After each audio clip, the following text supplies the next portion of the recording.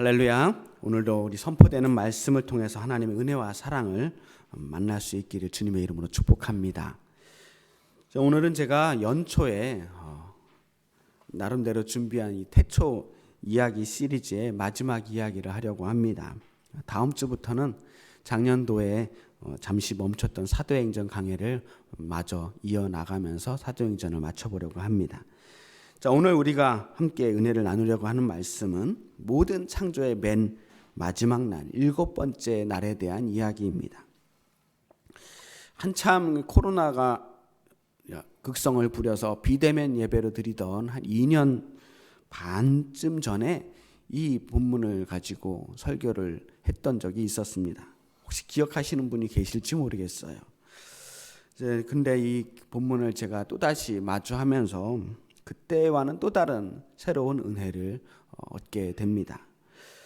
그래서 지난번과는 조금 다른 관점으로 이 말씀을 들여다보게 되었습니다.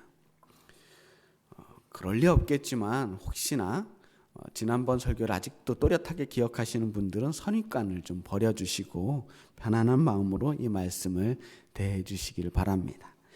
자, 먼저 1절 말씀을 함께 읽겠습니다. 천지와 만물이 다 이루어지니라. 천지와 만물이 다 이루어졌답니다. 온통 어둠뿐이었던 이 세상에 빛을 만드신 것을 시작으로 하나님께서 정말 열심히 세상을 만드셨어요. 그리고 마침내 하나님이 만드신 그 모든 세계에 생명을 만드셨죠.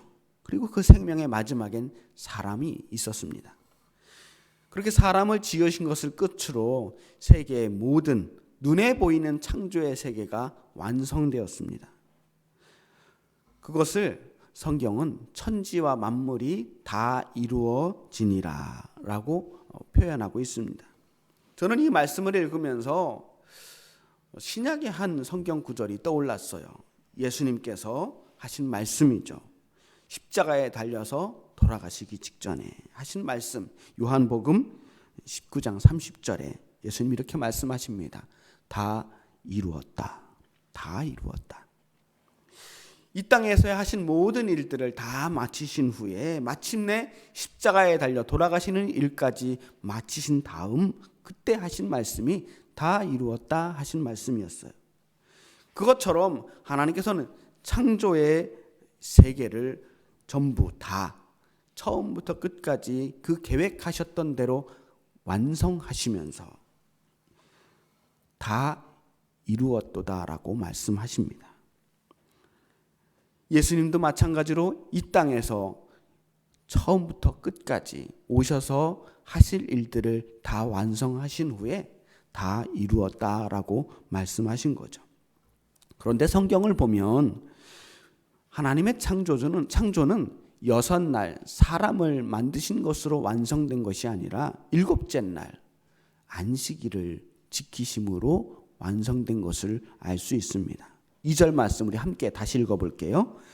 하나님이 그가 하시던 일을 7째 날에 마치시니 그가 하시던 모든 일을 그치고 7째 날에 안식하시니라. 하나님이 하시던 일, 그 모든 창조의 일을 7째 날에 마치셨다는 거예요. 그때서야 마침내 다 이루었다는 것입니다. 하나님께서 손수 만드신 그 하나님의 나라를 마지막 안식일을 끝으로 완성하신 거예요. 안식일은 마침표를 찍는 일입니다. 모든 완성의 끝을 찍은 거예요. 그 하시던 모든 일을 그치시고 안식하셨다고 했습니다. 안식하셨다라는 말은 그냥 말 그대로 편안하게 쉬셨다는 거예요. 더 이상 아무것도 창조하지 않으시고 일하지 않으시고 모든 것을 멈추시고 쉬셨다는 겁니다. 하던 일을 모두 그치셨다라고 하지만 사실 그것은 새로운 일의 시작입니다. 그 새로운 일이 무엇이냐면 안식이라고 하는 새로운 세계예요. 지금까지 열심히 바쁘게 돌아가던 그 창조의 세계가 드디어 쉼을 얻게 되었다는 거예요. 아무것도 하지 않고 멈췄다는 겁니다. 3절 말씀 제가 읽겠습니다. 하나님이 그 7째 날을 복되게 하사 거룩하게 하셨으니 이는 하나님이 창조하시며 만드시던 모든 일을 마치시고 그날에 안식하셨음이니라. 유대인들은 이 말씀을 근거로 일주일의 하루를 안식일로 정하고 쉬게 되었습니다. 하지만 인류의 역사를 보면 그것은 이스라엘 사람들에게만 해당된 일이었어요. 아주 오랫동안 인류의 역사를 보면 아주 오랫동안 사람들은 휴일이 없는 세상을 살았어요. 권력을 가진 귀족들이나 아주 높은 신분의 사람들은 굳이 휴일이 필요 없잖아요. 아무 때나 쉬고 싶으면 쉬면 되니까. 그리고 노동을 해서 먹고 살아야 하는 사람들은 일하지 않으면 먹고 살 수가 없었습니다. 매일 시키는 일들을 해야만 했습니다. 몸이 아프거나 병이 들어서야 비로소 쉴 수 있었던 겁니다. 공식적으로 쉰다는 것은 민족별로 특별한 절기나 잔치 같은 것들이 벌어질 때나 가능한 일이었어요. 안식이 없던 시대, 정말 고단하고 힘든 시대였습니다. 그러다가 로마 시대 이후에 기독교의 영향을 받아서 모든 세계가 일주일을 7일로 하는 단위로 만들어진 달력을 쓰게 되죠. 그리고 오늘날은 하나님을 믿는 것과 상관없이 거의 모든 나라가 정기적인 휴일을 가지게 되었습니다. 이 휴일이야말로 하나님이 주신 정말 큰 선물이라고 할 수 있는 거예요. 덕분에 하나님이 쉬셨으니 우리도 쉰다라고 하는 이런 신앙 고백이 없이도 대부분의 사람들이 일주일에 하루는 쉴 수 있게 된 거예요. 쉰다고 하는 것은 종교적인 의미가 아니더라도 굉장히 중요한 의미가 있습니다. 노동의 관점으로 보면 우리가 휴식이 없고 쉼이 없다면 우리는 계속해서 그 노동을 이어갈 수가 없습니다. 산업혁명 시대에 이 자본가들이 열심히 공장의 기계를 돌리면 끊임없이 새로운 물건들이 만들어지고 돈이 만들어지는 것을 보고서 이 욕심에 눈이 멀어 노동자들을 엄청나게 혹사시킵니다. 그 당시에 노동자들은 하루에 보통 12시간에서 16시간 정도 일을 했어요. 휴일도 없었습니다. 그 당시에 노동자들의 평균 수명이 20대 초반이었대요. 아주 생활 환경이 좋거나 노동 환경이 좋은 지역이라고 할지라도 이 노동자의 평균 수명이 28살을 넘지 못했다는 거예요. 왜? 쉼이 없었기 때문에. 너무나 극도로 극심한 노동에 노출된 그들은 그렇게 오래 그 노동을 이어갈 수 없었던 겁니다. 쉬지 않으면 우리 사람들은 결국은 쓰러지거나 죽게 돼 있어요. 사람은 기계가 아니니까요. 그래서 사람들은 본능적으로 어떻게든 그 일하는 중간중간에 짬을 내서라도 쉬려고 하는 것입니다. 어쩌면 오늘 같은 이런 설 명절 기간도 옛날 우리 조상들이 정기적인 휴일이 없을 때 절기를 핑계 삼아서 틈틈이 쉬기 위한 한 가지 방편이었을지도 모릅니다. 그래서 이 안식하라고 하는 하나님의 명령과 상관없이 사람은 쉬어야 한다는 거예요.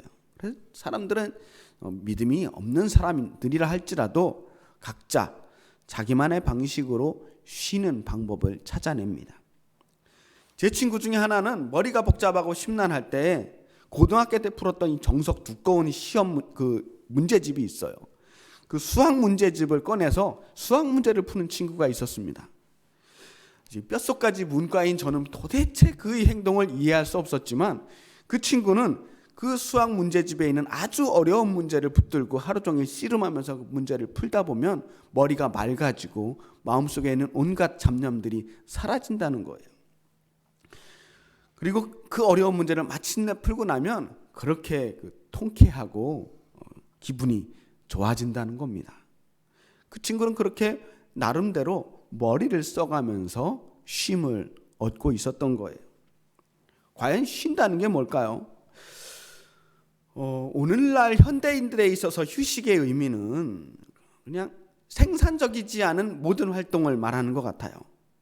일하는 거, 공부하는 거, 이런 일하고 공부하는 것 외에, 돈 버는 것 외에 다른 일들, 그 다른 일들은 아무리 힘이 들어도 다 쉬는 거라고 생각합니다.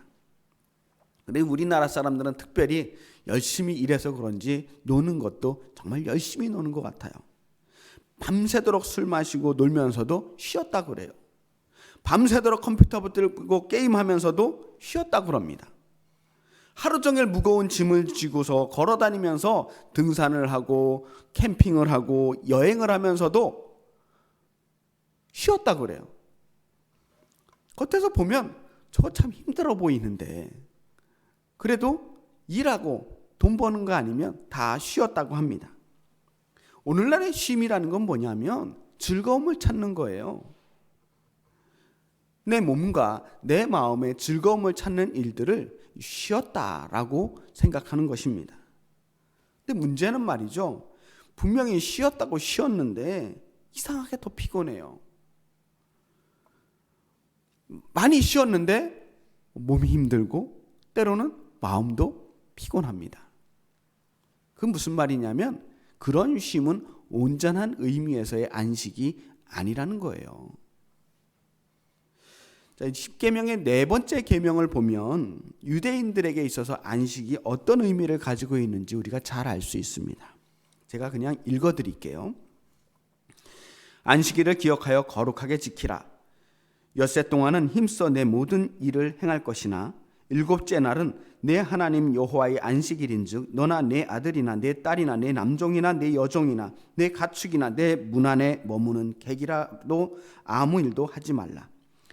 이는 엿새 동안에 나 여호와가 하늘과 땅과 바다와 그 가운데 모든 것을 만들고 일곱째 날에 쉬었습니다. 그러므로 나 여호와가 안식일을 복되게 하여 그날을 거룩하게 하였느니라. 이 성경이 말하는 안식일은 단순히 일을 안 하고 쉬는 날만 의미하는 것이 아닙니다. 이 안식일이 하나님께서 거룩하고 복되게 만드신 날이라는 겁니다. 그래서 안식일은 그 거룩하신 하나님의 거룩함에 동참하는 일이에요. 그래서 유대인들은 하나님처럼 거룩한 휴식을 하기 위해서 온 힘을 다했습니다. 자기 혼자만 쉬는 게 아니었습니다. 온 가족이 함께 쉬어야 했어요. 뿐만 아니라 집에 있는 모든 종들, 가축이나 손님들까지도 아무 일도 하지 못하게 했습니다. 혹시라도 나는 혼자 쉬는데 내 가족들이나 내 집에 있는 다른 일꾼들에게 내가 해야 할 일들을 떠맡기며 불공평한 휴식을 얻게 되는 것을 방지하고자 한 것입니다. 그런 얌체짓은 허용되지 않았어요. 완벽한 휴식을 해야 한다는 거예요. 그리고 이 안식일은 할례의식과 함께 유대인들의 종교적인 민족적인 정체성을 만드는 상징이 됩니다. 다른 신들을 믿는 이방 민족들과 하나님을 믿는 유대인들을 구별하는 기준이 되는 것이 안식이라고 할례예요. 나중에 이스라엘이 멸망하고 포로로 잡혀 끌려가면서 전 세계로 뿔뿔이 흩어졌을 때에도 유대인들은 그들이 어디에 가든지 항상 이 안식일을 지켰고 할례를 지켰습니다. 특별히 안식일은 무슨 일이 있어도 지켜야 하는 원칙이 되었어요. 그리고 그 원칙들은 가면 갈수록 시대가 지나가면 지나갈수록 점점 더 견고해졌고 복잡해졌습니다. 나중에는 이 성경에 나오는 이 짧은 안식일의 규정뿐만 아니라 안식일에 그러면 정말 진정한 안식을 얻기 위해서 우리는 어떻게 해야 하는가를 세부적인 어떤 조항들을 만들어서 지키게 되었는데 무려 39가지의 금지 규정을 만들게 돼요. 분명 안식일은 쉬는 날이어야 했습니다. 그런데 안식일날 하면 안 되는 일들이 너무 많다 보니까 안식일이 점점 부담스러운 날이 됐어요. 아주 신경 쓰이는 날이 된 거죠. 단순히 먹고 살기 위해서 생업을 하지 말아라, 오늘 직장 나가지 말아라 하는 정도가 아니었습니다. 안식일에는 요리도 할 수가 없었어요. 그래서 미리 안식일 전날 안식일에 먹을 요리들을 다 미리 해놨어야 됐습니다. 불도 켜거나 끄면 안 됐기 때문에 미리 불을 켜야 되면 미리 다 켜놔야 했고, 불을 꺼야 할 곳은 미리 다 꺼놔야 했습니다. 1km 이상 걸어서도 안 됐습니다. 또 어떤 지역에서는 500m를 걸어도 안 된다고 하는 곳도 있었습니다. 물건을 옮길 수도 없었고 청소를 할 수도 없었어요. 아이를 업어주는 일도 일이기 때문에 해서는 안 된다고 했습니다. 심지어 글자도 2글자 이상 쓰면 안 된다고 했어요. 여러분, 이게 정말 쉬는 걸까요? 이렇게 꼼꼼하게 완벽하게 쉬는 게 우리를 편안하게 해주는 걸까요? 점점 하나님이 우리에게 원하셨던 그 안식과 멀어지는 모습이 되어가고 있었습니다. 본질에서 멀어져 가는 거예요. 하나님께서 사람들에게 안식을 주고자 했던 그 본심이 무엇이었을까? 이렇게 어렵고 힘들게 온 신경을 쓰면서 안식하는 것을 하나님이 원하셨냐는 겁니다. 오죽하면 예수님께서도 이렇게 말씀하십니다. 마가복음 2장 말씀이에요. 또 이르시되 안식일이 사람을 위하여 있는 것이요 사람이 안식일을 위하여 있는 것이 아니니 이러므로 인자는 안식일에도 주인이니라. 우리를 위해서 안식일을 주신 하나님께서 그 안식일에 억눌려 사는 사람들의 모습을 보시면서 얼마나 마음이 아프셨을까, 얼마나 속상하셨겠느냐는 거예요. 그래서 이 땅에 오신 이후로 예수님께서는 끊임없이 안식일을 도발합니다. 일부러 다른 날에 고쳐도 되는데 일부러 꼭 안식일을 골라서 사람을 고치시기도 하셨어요. 일부러 38년 된 병자를 안식일에 고치기도 했고, 손 마른 사람을 고치기도 했고, 수없이 많은 병자들을 안식일에 고치십니다. 과연 안식일의 주인이 누구냐는 거예요. 안식일이 무엇을 위해 존재하냐는 겁니다. 아까도 말씀드렸지만 안식일은 하나님께서 우리에게 주신 선물이에요. 우리에게 쉼을 주시기 위해서 일부러 그 창조를 마치신 후에 안식을 주신 겁니다. 하나님께서 아무리 힘을 많이 들이고 공을 많이 들이셨어도 전능하신 하나님께서 꼭 안식이 필요하셨겠는가? 그냥 우리를 위해서 잠시 마침표를 찍어주신 거예요. 안식일을 뜻하는 히브리어는 샤바트라고 합니다. 이 샤바트는 안식하다는 뜻과 함께 멈춘다는 뜻이 있어요. 거룩한 유대인들처럼 아둥바둥 안식일을 위해서 애쓰라는 말이 아닙니다. 쉰다는 것은 애쓰는 것이 아니라 멈추는 거예요. 긴장을 풀고 편안한 상태에 있는 것, 이것이 안식일의 본질이에요.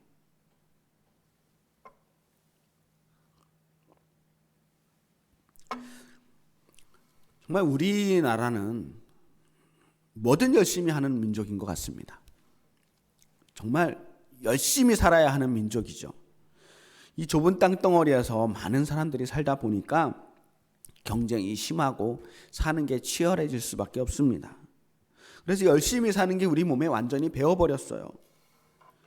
그래서 심지어 우리는 노는 것도 열심히 놀아야 하는 겁니다. 세상 사람들은 너무나 열심히 놀고 너무나 열심히 쉬고 열심히 일합니다. 우리도 마찬가지죠. 우리 믿는 사람들도 뭐든 열심히 해요. 심지어 거룩해지기 위해서도, 믿음 생활하기 위해서도 우리는 열심을 강조합니다. 열심 있는 믿음, 뜨거운 믿음. 그래서 정말 교회 생활도 편안하지가 않은 것 같아요. 뭐든 열심히 해야 한다는 강박이 이 교회 안에도 가득한 겁니다. 과연 이게 맞는 것일까? 하나님께서 원하시는 모습이 이런 모습일까 생각이 들어요. 예수님께서는 우리에게 열심을 요구하신 적이 없습니다. 요한복음 15장 5절 말씀에 이런 말씀이 있어요. 나는 포도나무요 너희는 가지라. 그가 내 안에 내가 그 안에 거하면 사람이 열매를 많이 맺나니 나를 떠나서는 너희가 아무것도 할 수 없습니다. 가지가 포도나무에 붙어 있기 위해서 많은 노력이 필요한 게 아니에요. 가지가 거기 줄기에 떨어지지 않게 해서 온 힘을 다해서 붙들고 있는 거 아니잖아요. 그냥 거기 가만히 붙어 있으면 돼요. 우리도 마찬가지입니다. 주님께서 우리 안에 계신 것처럼 우리도 주님 안에 거기 그냥 있으면 되는 겁니다. 믿음은 노력으로 만들어지는 게 아닙니다. 하나님 믿는 일들마저도 그렇게 안달복달 아둥바둥 해야 할 일이 아니라는 거예요. 안 그래도 열심히 할 게 많은데 뭐 이렇게까지 믿어야 됩니까? 우리에게 안식일은 노동의 괴로움을 잊기 위해서 즐거움을 따라가는 날이 아닙니다. 그저 하루 즐겁게 쉬고 놀고 즐기는 날이 아니라는 거예요. 그렇다고 특별히 다른 날보다 더 거룩해지기 위해서 애쓰고 노력하는 날도 아닙니다. 예수님께서 우리에게 이렇게 말씀하십니다. 수고하고 무거운 짐진 자들아 다 내게로 오라. 내가 너희를 쉬게 하리라. 그냥 주님 앞에 나아오는 날이 안식일이에요. 우리의 수고를 멈추고 우리의 무거운 짐을 내려놓고 주님 앞에 나아올 때 주님께서는 우리를 쉬게 하신다고 말씀하셨습니다. 그러니 우리 주님 앞에 나올 때만이라도 좀 마음을 편하게 풀어놓으시라는 겁니다. 명절에 오랜만에 부모님을 만나러 시골에 내려가서 고향집에 온 것처럼 그냥 편안하게 나오자는 겁니다.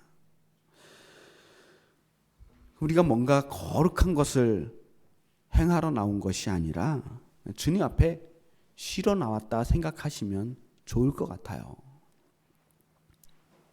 하나님 앞에 나올 때는 긴장을 풀고 우리의 마음을 풀어놓고 하나님께 믿고 맡기는 겁니다.